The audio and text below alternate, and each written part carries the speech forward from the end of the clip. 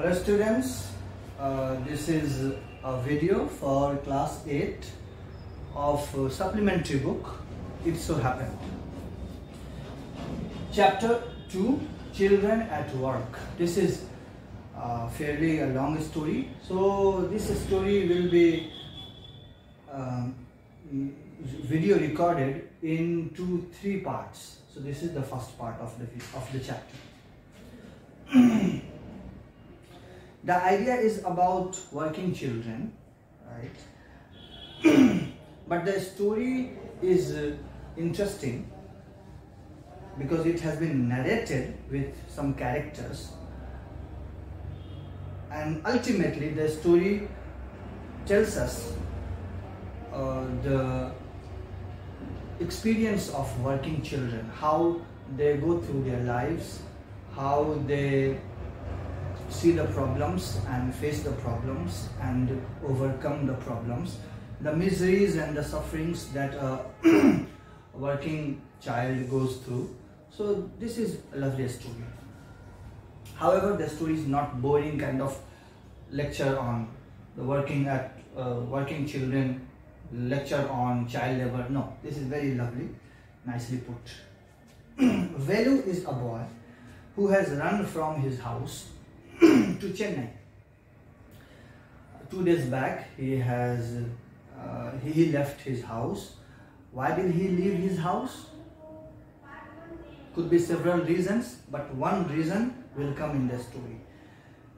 Usually children leave their houses for different purposes, like maybe they are beaten by their parents, or they have to help their family for winning the bread, or maybe some other problems.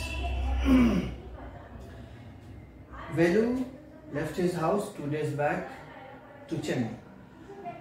One day he traveled here and there. Second day he took the train, right, and came right to Chennai at a station. So the story begins from the platform scene. So he was there. Imagine a boy, he's an 11-year-old boy. That small boy, imagine at Chennai station, boy from village.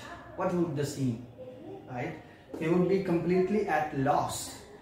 And the situation was with him that he saw so many people at platform, right? People are talking. One coolie came and said, "Hey, side." So noise was everywhere. Some samosa sellers, tea sellers, water sellers, they were running, going to and fro, hustling and bustling of platform, so crowded place. Announcement was going on, platform announcement, right? So everything was happening. He felt like his head was spinning. So he looked at his knee and he was exhausted, took a seat, a bench at platform and sat there. So he was thinking what to do, where to go. Suddenly he heard a voice coming. "Hey, new to this city?" He looked up, right, left, but nobody was looking at him. Then he turned back. He saw there is a girl of about his age. Said that, "Run away from house," the girl said. Velu said nothing. He did not want to tell any stranger that he had run from his house.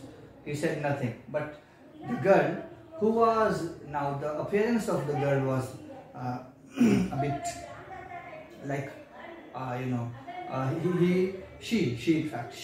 she had worn a long banyan that goes below her knees, such a long banyan, like boxer wears long banyan, and then her hair was unoiled, right, brownish, stiff hair. She had in her hand a sack of plastic, and she was stuffing the plastic bottles, cups, glasses, whatever she could find on platform, as you know. So she was stuffing the sack with it. Velu looked at her and was perplexed to see her. She asked that, I know many children like you, right? So I know you have run from your house. There are many children like you, the girl said. Then she asked, what is your name? Then he replied, Velu. Okay, Mr. Velu. So you have come to Chennai to become rich? He said nothing, right? Then she sat near Velu and said nothing, sat and asked those questions. And then Velu was feeling very hungry, right? He had not eaten anything fully for 2 days, right? He had eaten a small amount of jaggery and peanuts, but that was nothing. Velu felt very hungry. She said that, want to eat something? If you sit here, you will not become rich.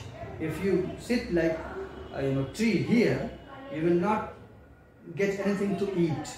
Okay, if you want to eat, come with me. She left the seat and she started walking away. Velu was in dilemma. What should he do? Should he follow the girl? Where would she take him? He had no idea whether she was telling a lie or tricking him, but he had very very short time to decide what to do, what not to do. So he decided nothing. He ran after her, right? She did not look back whether Velu was coming or not. Both went out, right? So